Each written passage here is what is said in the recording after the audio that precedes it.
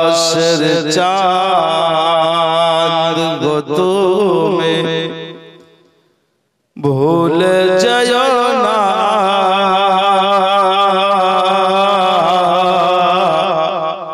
ओ आकाशर चाँद गो तुम्हें भूल जायो ना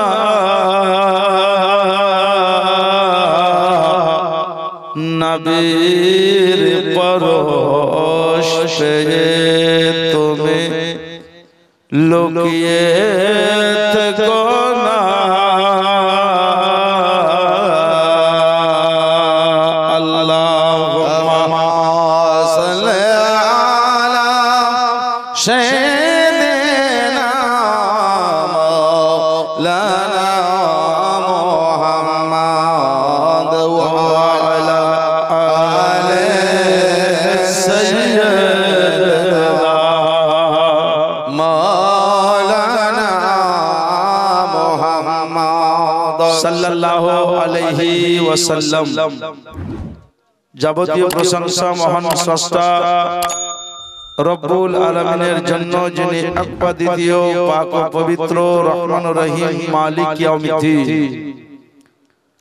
সেই রব্বুল আলামিনের বিশেষ রহমতের পরে তিনার হাবিবুল হাবিব আমিনার লাল মুরুদুলাল কালি কমলি ওয়ালা মুস্তাফা আনসুল গরিবিন খাতিমান নবিয়্যিন সাইয়্যিদাল মুরসালিন রাহমাতাল লিল আলামিন पैगंबर के हाजिर नाजिर आका मुस्तफा मुस्तफा मुर्तजा जिनार नाम हलो नबी मुहम्मदुर रासूलुल्लाह सल्लल्लाहु अलैहि वसल्लमेर उपरे लक्ष लक्ष धिक दरूद और सालामेर नजराना अर्पित बर्षित पुरुषरा जोरे जोरे महिलारा धीरे धीरे बोलुन अल्लाहुम्मा आमीन अल्लाहुम्मा आमीन।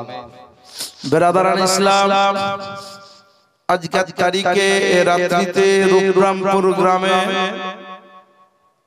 छोटो छोटो बच्चा तत्सहकारे किछु युवकदेरके एकत्रित करे तारा कोनो पंचरस विचित्रा अवैध सभा करेनी, বরঞ্চ আমার বিশ্ব নবী রহমাতাল লিল আলামিনের উপরে মহব্বত রেখে রিয়াজুল জান্নাত অর্থাৎ জান্নাতি বাগান বানিয়েছে। সুবহানাল্লাহ। সেই সূত্রে যে বাচ্চারা যুবকরা আমার বিশ্ব নবী রহমাতাল লিল আলামিনের এই জান্নাতি বাগান বানিয়েছেন, আল্লাহ পাক রব্বুল আলামিন যাতে এই যুবকদের তরুণদের नेक उद्देश्य के कबूल करे, अल्लाह जाते जलसा के कबूल करें, बोलुन अल्लाहुम्मा आमीन अल्लाहुम्मा आमीन। एवं जे समस्त बापेरा भाईरा मा बोनेरा এই জলসায় উপস্থিত হয়েছে, উলামায়ে কিরাম আমরাও যারা উপস্থিত হয়েছে, আমাদের সকলের হাজিরিকে আল্লাহ যাতে মদিনাতুর রাসূলে পৌঁছিয়ে দেন, বলুন আমিন আমিন। সন্ধ্যার পর থেকে জিতেন্দ্রী উলামায়ে কিরাম তিনাদের জবান থেকে নুরানি ইরফানি বক্তব্য শ্রবণ করছেন। আমার পূর্ববর্তী বক্তা হযরতুল আল্লাহ মাওলানা জামিল জামালি সাহেব, জামিল রেজা জামালি সাহেবের মুখ থেকে কমাবেশ 2 ঘন্টা ধরে হাদিস ও কোরআনের দৃষ্টি দ্বারা বক্তব্য, নাত, মানকাবাত, গজল শ্রবণ করলেন। আমিও খুব স্বল্প সময় একটু সময় থেকে লক্ষ্য রেখে আপনাদের পরিস্থিতি বুঝে নিজের বক্তব্যকে ইতি বা সমাপ্তি ঘোষণা করব ইনশাআল্লাহুর রহমান। তবে বিশেষভাবে আপনাদেরকে বলবো, আপনারা যারা বাইরে আছেন, যারা ভিতরে আছেন, কিছুক্ষণ পরে এই সভা শেষ হবে। তবে বিশেষ করে যে কমিটি যুবক বাচ্চারা এই সভা সাজিয়েছে, তাদের কাছে বিশেষ অনুরোধ থাকবে যে তারা আল্লাহ পাক রব্বুল আলামিনের বান্দা হিসাবে নবী মুস্তাফা সাল্লাল্লাহু আলাইহি সাল্লামের জলসাকে যাতে কিয়ামতের সকাল অবধি জারি রাখতে পারে, আমিন। কিন্তু জলসাতে কোনো দোকান পাশার মেলা খেলা যাতে না করে, কারণ যে কোনো জলসাতে দেখবেন মেলা আছে, ওই জলসাতে মেলা লোক প্যান্ডেল থেকে পালিয়ে গেছে। সেই সূত্রে বলবো রূপরাম প্রোগ্রাম এ হচ্ছে খানদানের রাজা মোহাম্মতের গ্রাম। কারণ এই গ্রামে জমিনে इंटरनेशनल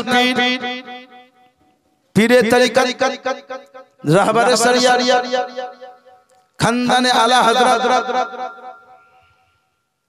खलीफाए हुजूर मुफ्ती आज़म आलम इस्लाम शाहज़ादा हुजूर रैहान मिल्लत हजरत अल्लामा मौलाना हुजूर तौसीफ मिल्लत मद्दाजिल्लाहुल अली और नूरानी बत्सरे एकबार दुबार तीनबार चारबार पांचबार आगमन घटे। अल्लाह बादशाह যদি রাখে আপনাকে আমাকে আগামী কালকে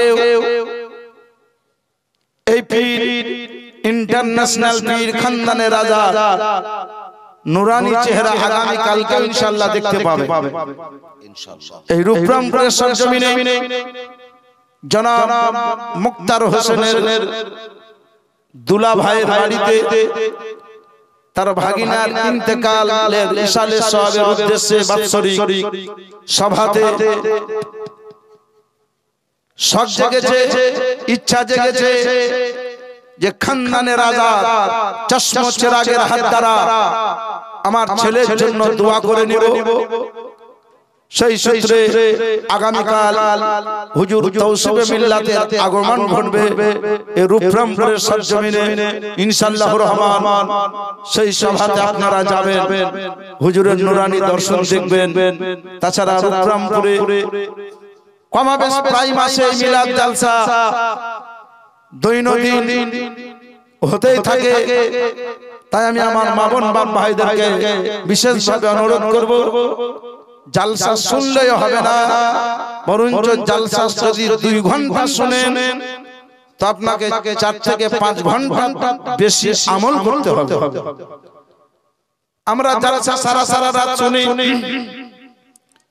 ফজরের নামাজ আমাদের নাই, জোহরের নামাজ আমাদের নাই, এশার নামাজ আমাদের নাই, মাগরিবের নামাজ নাই, আসরের নামাজ নাই।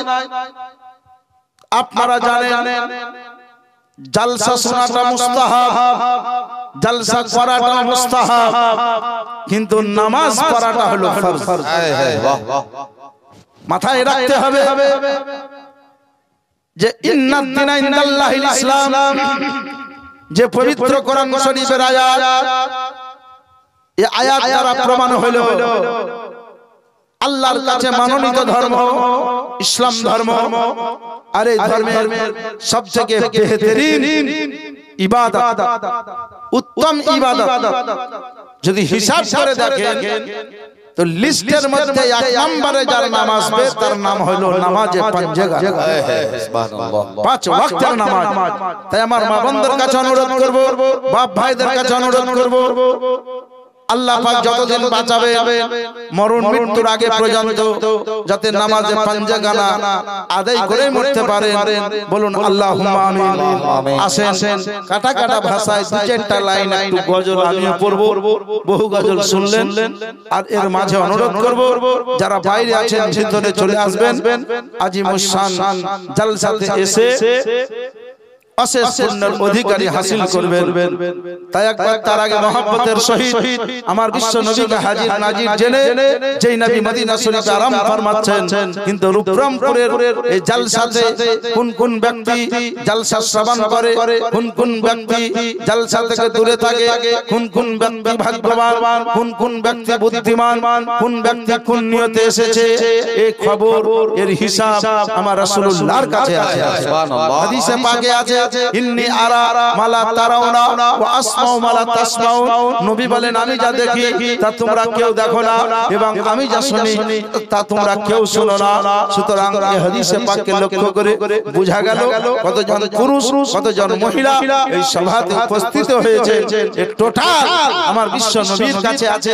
সুতরাং এই নবীকে হাজির নাজির জেনে বিশ্ব নবী রহমাতুল লিল আলামিনের উপরে একবার মুহাব্বতের সহিত দরুদের নাজরানা পড়েন। আল্লাহুম্মা সাল্লি আলা সাইয়্যিদিনা মাওলানা মুহাম্মদ ওয়া আলা আলি সাইয়্যিদিনা মাওলানা মুহাম্মদ ওয়া আলা আলি সাইয়্যিদিনা মাওলানা মুহাম্মদ। আমরা সুন্নি মুসলমান, আমরা সুন্নি মুসলমান। সুবহানাল্লাহ সুবহানাল্লাহ। আমরা কোন মুসলমান? সুন্নি মুসলমান। বেরাদারান ইসলাম, প্রথম লাইনটা আপনারা পড়বেন, আমরা সুন্নি মুসলমান। কি বললাম? আমরা সুন্নি মুসলমান। আমরা সুন্নি মুসলমান, আমরা সুন্নি মুসলমান, আমরা সুন্নি মুসলমান, আমরা সুন্নি মুসলমান। প্রয়োজন হলে নূর নবীর প্রেমে,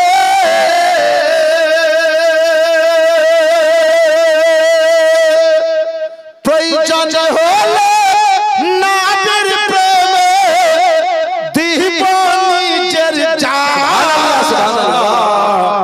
সুন্নি মুসলমান, আমরা সুন্নি মুসলমান, আমরা সুন্নি মুসলমান, আমরা সুন্নি মুসলমান। আরে আমাদের সাথ এটাই তো মহৎ হয়েছে নূর নবীর গোলামে। উঠতে বসতে চলতে ফিরতে করি নবীজিকে সালাম, করি নবীজিকে সালাম। আমাদের সাথ এটাই তো মহৎ হয়েছে নূর নবীর গোলাম। উঠতে বসতে চলতে ফিরতে করি নবীজিকে সালাম, করি নবীজিকে সালাম। কখন পরে মুস্তাফা জানে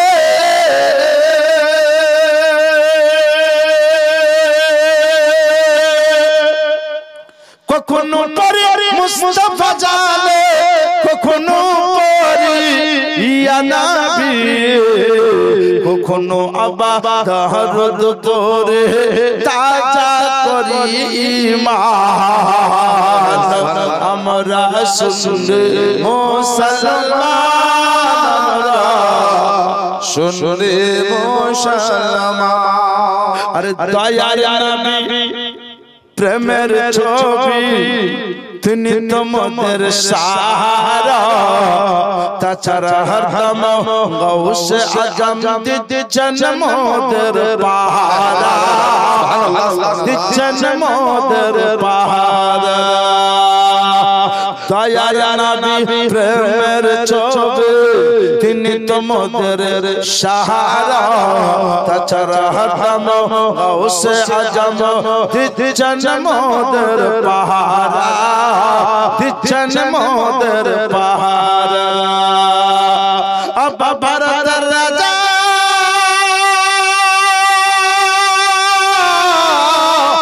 আবা ভারতের রাজা আজমের খ্বাজা, আবা ভারতের রাজা আজমের খ্বাজা।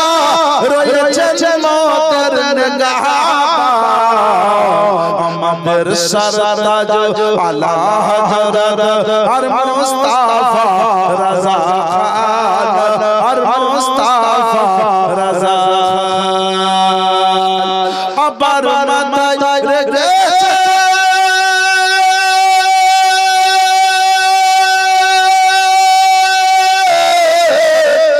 মাথায় রেখেছে জাহাত মোর ও হুজুর তাওশিফের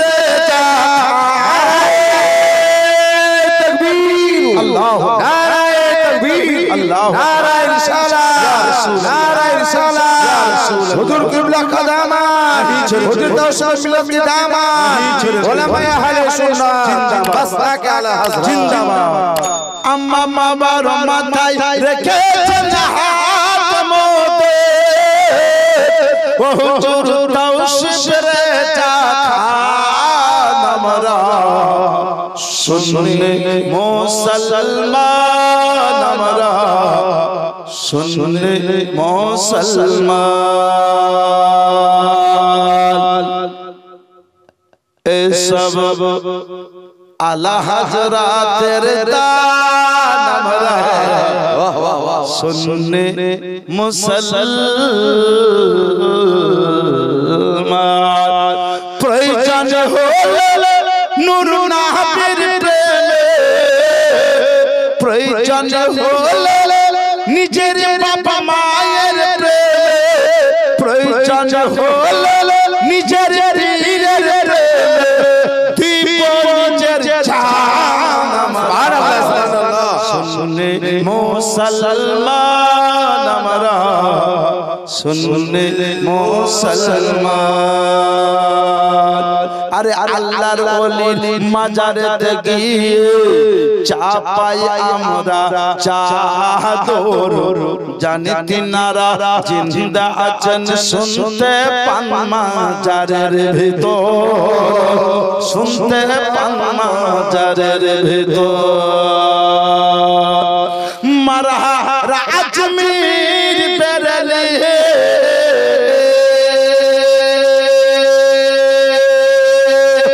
মারা বাগদাদ আজমির ইমানের পহচান আমরা সুন্নি মুসলমান আমরা সুন্নি মুসলমান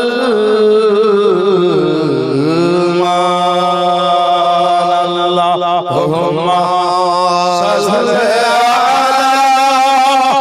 سيدنا مولانا محمد وعلى آله سيدنا مولانا محمد صلى الله عليه وسلم برادران ইসলাম আমি যে আয়াতে কারিমা পড়েছি মহান রব্বুল আলামিন বললেন মাইয়ুতু রাসূলা ফাকাদ আতা আল্লাহ जिसने रसूल की अताअत की पास तहकीक के उसने अल्लाह की अताअत की যে ব্যক্তি নবীর ইতাআত করলো সে আল্লাহর ইতাআত করলো যে নবী মুস্তাফাকে অনুসরণ করলো সে আল্লাহকে অনুসরণ করলো যে নবীকে ভালোবাসলো সে আল্লাহকে ভালোবাসলো তবে আমার মা বোনেরা শুনেন আমি আজকে আপনাদেরকে শোনাবো বাপ ভাই আপনারাও শুনেন নিজের বিবির কোলে মাথা দিয়ে আরাম করা চলবে কি চলবে না পুরুষরা শুনেন নিজের বিবির জুঠো খাওয়া যাবে কি যাবে না এই বিষয়ে হাদিসে পাকের প্রমাণ দিয়ে আপনাদেরকে কয়েকটা ঘটনা শোনাবো তবে তারও আগে বলবো আপনারা বলবেন মাওলানা যে কোনো বক্তা স্টেজে উঠছেন কখনো বশিরউদ্দিন সাহেব উঠছেন কখনো জামাল রেজা সাহেব উঠছেন কখনো নিজামউদ্দিন সাহেব উঠছেন এক একজন এক একবার উঠে বলেছেন এটা হলো খানদানের রাজার চশমা চেরাগের মহব্বতের গ্রাম আপনাদের উপরে খানদানের রাজার জায়গায় কারাম করে আছে আল্লাহর ওলিদের পাওয়ার আল্লাহর ওলিদের শান ও শওকতকে লক্ষ্য করে একটা ঘটনা আপনাকে শোনাবো তবে তারও আগে বলবো ও মুসলমানের আগো নবীর ইত্তেবা আল্লাহর ইত্তেবা নবীর ভালোবাসা আল্লাহর ভালোবাসা নবীর মহব্বত আল্লাহর মহব্বত কারণ আর আপনি যদি জানতে চান তো আমার আলা হযরত আজিমুল বরকত কানজুল কারামাত জাবালুল ইস্তিকামাত ইমামে আহলে সুন্নাত কে জিজ্ঞাসা করে ওগো ইমামে আহমদ রেজা ফাজলে বেরেলভী আলাইহি রহমাত রিদওয়ান আপনি বলে দিন আপনি তো বেশি বেশি করে নবীর কাছে চাইতে বলছেন আমার আলে হযরত বললেন আমি জানি এমন একটা সময় আসবে বাপের কাছে চাইবা বাপ দিতে পারবে না মায়ের কাছে চাইবা মা দিতে পারবে না ছেলের কাছে চাইবা ছেলে দিতে পারবে না বিবির কাছে চাইবা বিবি দিতে পারবে না বন্ধু বান্ধব দিতে পারবে না গ্রামবাসী দিতে পারবে না পাড়া প্রতিবেশী দিতে পারবে না আলেম ওলামা দিতে পারবে না উনি দেবেন জিনার নাম হলো রহমাতুল লিল আলামিন তাকে লক্ষ্য করে আমার আলা হযরত বললেন কোন দেতা है देने को मोह चाहिए कौन देता है देने को मोह चाहिए देने वाला है सच्चा हमारा नबी सुभान अल्लाह खल्क से औलिया औलिया से रसूल खल्क से औलिया औलिया से रसूल और रसूल से आला हमारा नबी सुभान अल्लाह बिरादरान इस्लाम कार কাছে চাইবা কে দিবে দেওয়ার একজন আছেন যিনার নাম হলো রহমাতুল লিল আলামিন মুসলমান তবে জেনে রাখেন আল্লাহর নবী আকা মুস্তাফাকে mohabbat করবেন যে mohabbat আমার খাজা পাক করেছিলেন কেমনে জানেন আপনারা বুদ্ধিজীবী মানুষ আজমির শরীফ আরাম করছেন নাম হলো তার খাজা মাইনুদ্দিন চিশতি সঞ্জরি রাহমাতুল্লাহ আলাইহি যার আব্বার নাম সৈয়দ গিয়াসউদ্দিন রাহমাতুল্লাহ আলাইহি যার মায়ের নাম হলো সৈয়দা মাহে নূর কিংবা উম্মুল ওয়ারা সেই খাজা পাক আজমির শরীফ আরাম করছেন দুনিয়াতে কিছু সংখ্যক মানুষ আছে যারা বিশ্ব নবীকে জিন্দা বলে জানে না আজও সেই দিনও কিছু সংখ্যক মানুষ ছিল যারা নবীকে বলেছিল নবী মরে মাটিতে মিশিয়ে গেছে আজও কিছু সংখ্যক লোক আছে বলছে নবী মারকে মিट्टी में मिल गए আর হাদিস শরীফ বলছে আমার বিশ্ব নবী রহমাতুল লিল আলামিনকে লক্ষ্য করে যে নবীদের জিসম মোবারককে খাবার জন্য আল্লাহ পাক মাটিকে হারাম করে দিয়েছে আল্লাহ পাক রব্বুল আলামিন আল্লাহ হারাম আন তাকুল লাযাতাল আম্বিয়া আল্লাহ পাক রব্বুল আলামিন মাটিকে হারাম করে দিয়েছেন আমার আম্বিয়া কিরামদের জিসম মোবারক খাবি না ও মুসলমানেরা গো হাদিস শরীফ বলছে মাটিতে নবীদের জিসম মোবারকে টাচ করবে না খাবে না আর দুনিয়াতে কিছু মুসলমান বলছেন নবী মরে মাটিতে মিশিয়ে গেল নাউজুবিল্লাহ মিন যালিক আরে নবী তো নবী নবীর প্রেমিক আতায়ে রাসূল যাকে বলা হয় নাম হলো হিন্দের রাজা নামদার খাজা মাইনুদ্দিন চিশতি সঞ্জরি রাহমাতুল্লাহ আলাইহি তিনি বললেন আমি যে সময় আজমির শরীফে মাজারে বিরাজ করতেছিলাম ভারতের সম্রাট বলেছিল যে লোকেরা আজমির শরীফ যায় আজমির শরীফ যাওয়ার একটাই কারণ লোকেরা আজমির শরীফে যায় লোকেরা আজমির শরীফে গিয়ে চিন্তা ভাবনা করে তারা পাথর পূজা করতে যায় কারণ যে মরে গেছে সে মাটিতে মিশিয়ে গেছে কিন্তু লোকেরা পাথর পূজা করতে যায় খাজা কি থরি জিন্দা আছে খাজা তো মরে মাটিতে মিশিয়ে গেছে লোকেরা বলল না গো না না না না আপনি ভারতের সম্রাট হতে পারেন ওগো বাদশা রঙ্গজেব আপনি ভারতের সম্রাট হতে পারেন কিন্তু আমরা জানি আমাদের খাজা জিন্দা খাজা পাক জিন্দা কারণ আল্লাহর কোরআন বলেছে নাহনু আউলিয়াউকুম ফিল হায়াতিদ দুনিয়া ওয়া ফিল আখিরাহ উনারা আউলিয়া ইকরাম যিনারা দুনিয়াতে যে সাহায্য করতে পারে আখিরাতে ওই সাহায্য করতে পারে সুতরাং মারা যায়নি বরঞ্চ আল্লাহর ওলিরা মাটির ভিতরেও জিন্দা থাকে আল্লাহ পাক রব্বুল আলামিন তাদের প্রসঙ্গে সাবধান করে দিয়েছেন। আল্লাহ পাক বলে দিয়েছেন, ওগো আমার বান্দা বান্দি শোনো, আমার বন্ধুদেরকে নিয়ে তোমরা অন্য কোনো মন্তব্য করিও না, আমার আউলিয়া ইকরাম প্রসঙ্গে তোমরা কিছু দ্বিমত করিও না। যদি আমার আউলিয়া প্রসঙ্গে কোন রকমের কুধারণা করো, আমি আল্লাহ আমার তরফ থেকে তোমাদের সঙ্গে যুদ্ধের চ্যালেঞ্জ ঘোষণা থাকলো। বেরা বেরা বেরা। তো ভারতের সম্রাট বলল, আমি যাব আজমির শরীফে, আর আজমির শরীফে গিয়ে তিনবার সালাম করব। উত্তর যদি দিতে পারে তো জানবো জিন্দার, উত্তর যদি দিতে না পারে তো আমার কোরা তার মাজারে তিনটা বাড়ি মেরে চলে আসবে। এটা ভারতের ইতিহাসে আছে। যারা শিক্ষিত ব্যক্তি ইতিহাস পড়েছেন তো বুঝতে পেরেছে। যখনই বলল সংক্ষিপ্ত আকারে আপনাকে সারাংশটা বুঝিয়ে দেয়, ভারতের সম্রাট গেল আজমির শরীফের সরজমিনে গিয়ে তিনার মাজার শরীফের ভিতরে গিয়ে প্রথমবার সালাম করলো, উত্তর নাই। দ্বিতীয়বার সালাম করলো, উত্তর নাই। তৃতীয়বার সালাম করলো, উত্তর নাই। কোরাটা বের করে তার মাজার শরীফের উপরে পরপর তিনটি বাড়ি মারলো, আর বাড়ি মেরে সওয়ারির উপরে সওয়ার হয়ে চলে আসতে লাগলো। রাস্তার মাঝে একজন ব্যক্তি উস্কো খুস্কো চুল, জীর্ণ শীর্ণ শরীর, ফাটা ফুটো জামা পরে সুবহানাল্লাহ তার সামনে দাঁড়িয়ে গিয়ে বলতে লাগলো, जय बच्चा कहाँ गए थे, उतार जा यहाँ, কোথায় গেছিলি, নাম এইখানে নাম। তো ই ভাবলো যে 10টা টাকা দিলে হয়তো সুবহানাল্লাহ পালিয়ে যাবে, 10-20টা টাকা দিল। বললেন না, আরে পাগল, টাকা দিয়ে কি করবি, টাকা দিয়ে লাভ হবে না, যা যা তুই চলে যা। বললেন তুই যাবি কোথায়, টাকা দিয়ে চলে যাবি না, টাকার দরকার নাই, টাকার প্রয়োজন নাই না।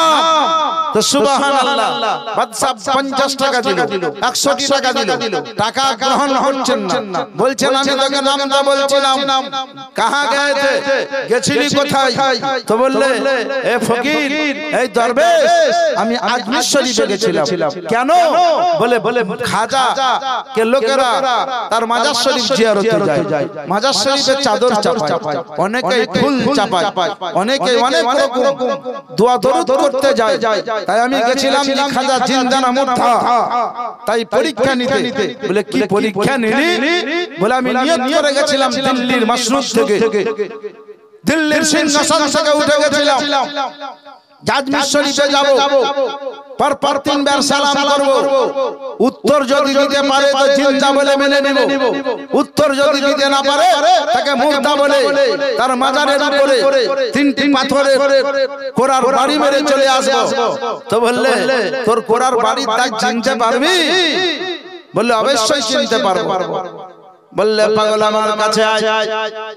এই বলে তাকে কাছে ডেকে নিল, আর বলল যখন কাছে এসেছি তো আমার পিঠের জামার কাপড়টা তুলে দেখ। পিঠের জামার কাপড়টা তুলে দেখতে লাগলো, তো পরপর পিঠের মধ্যে কোরার 3টি দাগ করে আছে।